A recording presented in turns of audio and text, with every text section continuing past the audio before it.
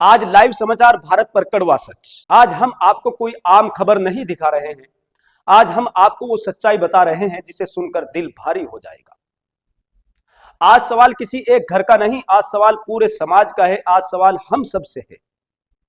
आज अगर आपकी आंखें नम हो जाए तो समझिए हमारी बात आप तक पहुंच गई है। हरियाणा के कैथल जिले से एक ऐसा मामला सामने आया है जिसने इंसानियत को हिला दिया है। यहां एक 9 साल की मासूम बच्ची ने एक बच्चे को जन्म दिया और जो बात सबसे ज्यादा डराने वाली है वो ये कि इस बच्चे का पिता खुद उसी बच्ची का 11 साल का सगा भाई बताया जा रहा है। इस वक्त हमारे साथ लाइव जुड़ रही है एक जिम्मेदार महिला एडवोकेट मोनिका, जो बच्चों से जुड़ी ऐसी संवेदनशील मामलों को सालों से संभालती आ रही है। यह एडवोकेट मोनिका है, बच्चों के मन को समझती है, माता पिता को रास्ता दिखाती है। मैडम मोनिका, सबसे पहला सवाल आपसे मेरा, क्या 9 और 11 साल के बच्चे ऐसे मामले में अपराधी माने जा सकते हैं? इस पर क्या कहेंगे मोनिका मैडम? जी, सबसे पहले तो हर हर महादेव सबको। और अगर इस विषय पे हम बात करें तो ये बहुत ही निंदनीय विषय मैं इसको कहूंगी, क्योंकि सर देखिए 9 साल की बच्ची और 11 साल का बच्चा, और वो भी भाई बहन। पहले बात तो एक 9 साल का बच्चा कुछ नहीं होता, उसको इतनी समझ ही नहीं होती।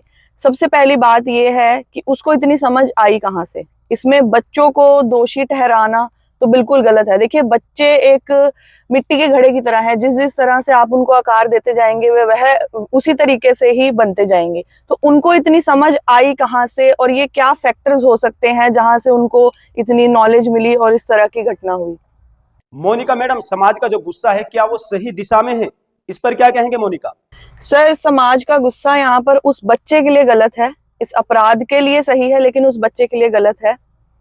क्योंकि उस बच्चे का सर क्या कसूर है? उसने ये चीजें कहाँ से सीखी? कहीं ना कहीं अपब्रिंगिंग वैसी है, या घर में कुछ ऐसी चीजें होती हैं। एक बच्चा देख के सीखता है, जो वो देखता है, जो वो बोलता है। बच्चों की जो परसेप्शन पावर है वो बहुत तेज होती है, हम लोगों से भी तेज होती है, कि वो जो सुनते हैं, जो देखते हैं, वो इस तरह से सीख लेते हैं। तो उसने ये चीजें कहाँ से सीखी? इस चीज के लिए सर मैं इस बच्चे को बिल्कुल भी अपराधी नहीं मानती हूँ। मेरा जो मेन मुद्दा है, जो मेरा मेन क्वेश्चन है, कि उसको ये समझ, ये नॉलेज उसको कहाँ से आई, उसकी अपब्रिंगिंग किस तरह की है।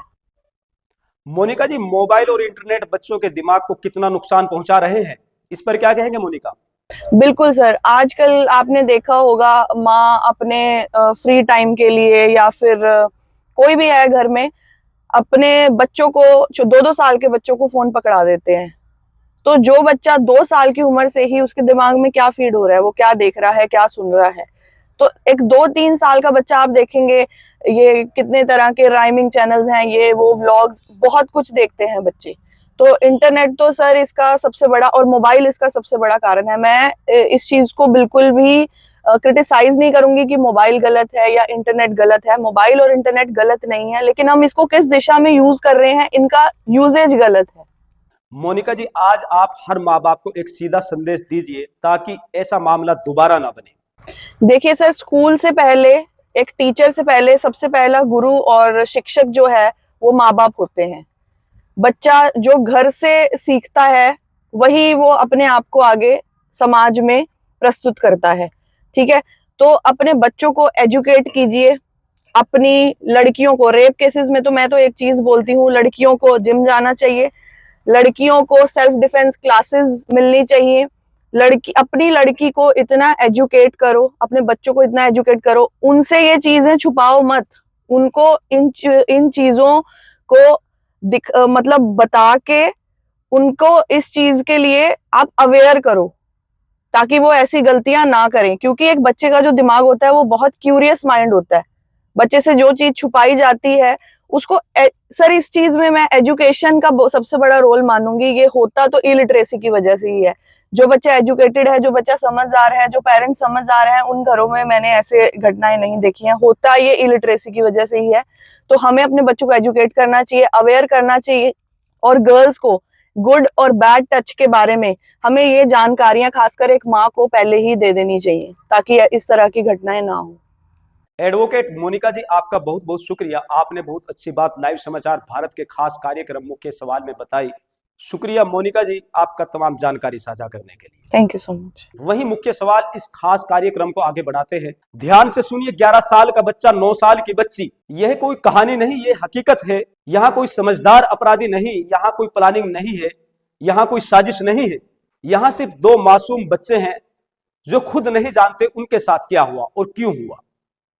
अगर आप किसी को गाली देना चाहते हैं तो जरा रुकिए, पहले सच सुन लीजिए। 9 साल की बच्ची का दर्द सोचिए। 9 साल की उम्र, जिस उम्र में बच्ची गुड़िया से खेलती है, जिस उम्र में बच्ची स्कूल जाती है, उस उम्र में वो बच्ची अस्पताल के बेड पर है। उसके हाथ में खिलौने नहीं, दर्द है। उसकी आंखों में सपने नहीं, डर था। उससे उसका बचपन छिन गया और ये सब उसकी मर्जी से नहीं हुआ। 11 साल का बच्चा, समाज का गुस्सा, आज पूरा समाज उस 11 साल के बच्चे को बुरा कह रहा है। लेकिन मैं आपसे पूछता हूं, क्या 11 साल का बच्चा इतना सब जानता है? क्या वो खुद पैदा होते ही गलत और सही समझता है, या फिर उसके दिमाग में किसी ने यह सब भरा है?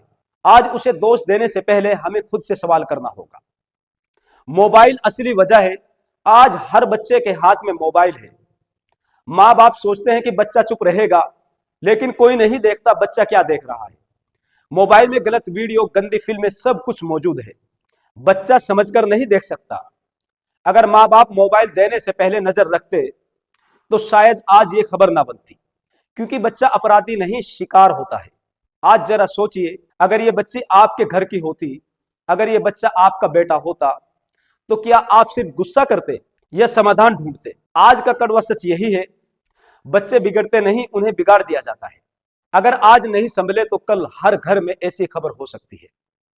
लाइव समाचार भारत आपसे यही अपील करता है, अपने बच्चों को मोबाइल से ज्यादा अपना समय दीजिए, क्योंकि बचपन एक बार जाता है और वो वापस नहीं आता। लाइव समाचार भारत, कड़वा सच, जहां सच बोलना जरूरी है। फिलहाल मेरे साथ इतना ही। नमस्कार।